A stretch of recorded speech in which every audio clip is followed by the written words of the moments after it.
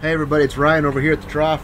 Got a great recipe to share with you tonight. This is compiled from some video footage that we took a couple of nights ago. Went ahead and made some homemade flatbreads, and I want to give a shout out to the Simple Sweet Vegan. That's where I got this recipe, located it on Pinterest, and wanted to try it out. It's a really cool, quick recipe, 5 ingredients. Sorry, not quick. It's a cool recipe. Takes several hours because of the rise that you have to put in a couple of times, but totally worth it on a weekend cook, just to wow your guests or your family with the fantastic soft flatbreads. So we cooked these up on the Blackstone griddle. Can't wait to share this one with you. Like always, we hope that you'll stick around and check out some of our other videos. Hit the subscribe button and notifications bell. Keep you up to date on when we get new content out. So hope you enjoy it. Leave your comments down below and I'll be sure to get back with you. This is Ryan, and welcome to the Trough.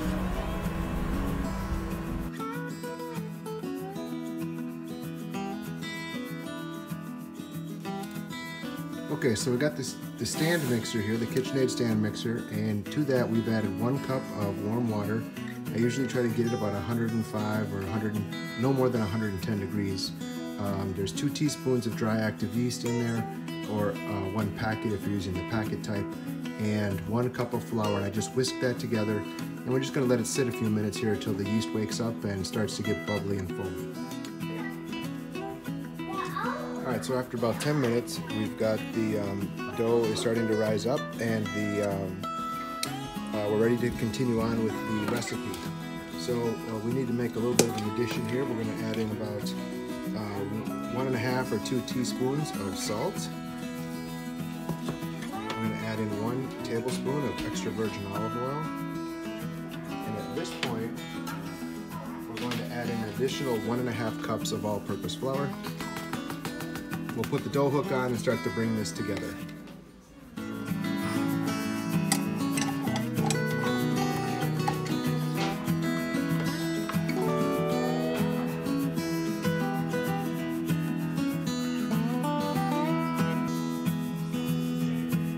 So it's coming together. I just added just a little bit more flour. It's still a little bit sticky. And now we'll go ahead and let it knead on medium-low for a few minutes.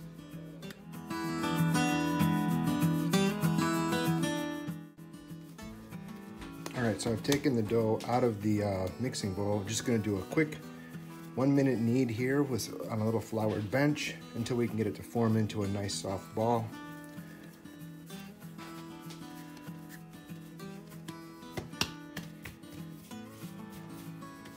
You can see just how lovely that is. It springs back just a little bit. It's not tacky at all. I have a bowl here which I've oiled with some olive oil. We'll toss the dough ball around in there to cover it up. And we'll place it in there, cover it up with a towel, come back and see it in 2 hours.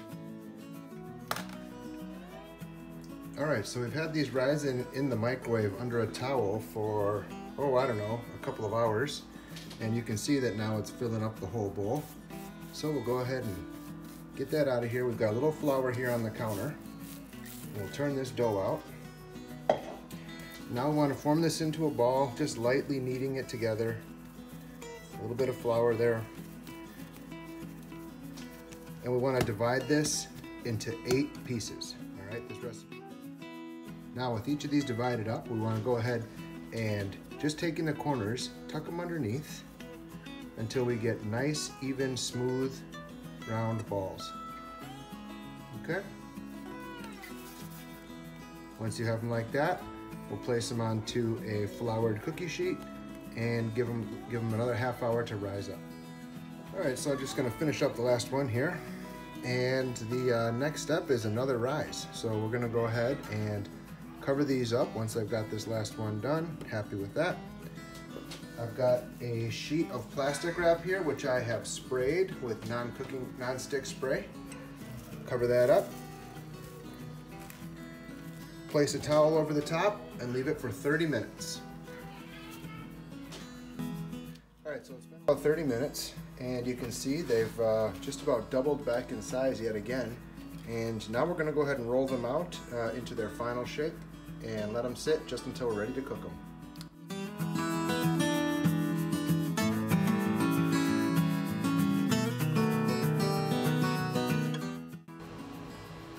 All right, so now that we got the flatbreads all flattened out, you can see here behind me, we've got the Blackstone, and we're gonna go ahead and get that fired up, put a little bit of oil on there, and just cook those really hot and fast for a few minutes.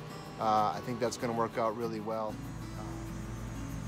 All right, so we're out here at the Blackstone. We've got just a little bit of olive oil down. Again, this could be done in a cast iron skillet or even right directly on the grill. And here you can see our flatbreads.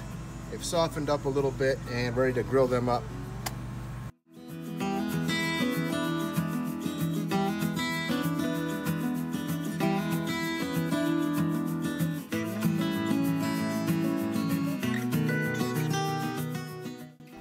All right, so there you can see, after just a couple of minutes on each side, they've got this really nice golden brown. They feel soft.